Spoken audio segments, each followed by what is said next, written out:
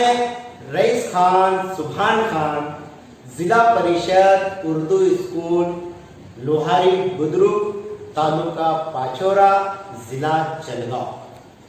अजीज तलबा, अस्सलाम वालेकुम। हम अपने अतराफ देखते हैं कि मुख्तलिफ लोग मुख्तलिफ पेशे इख्तियार करते हैं, जैसे लोहार, इंजीनियर, वकील, दर्जी, डॉक्टर, किसान वगैरह।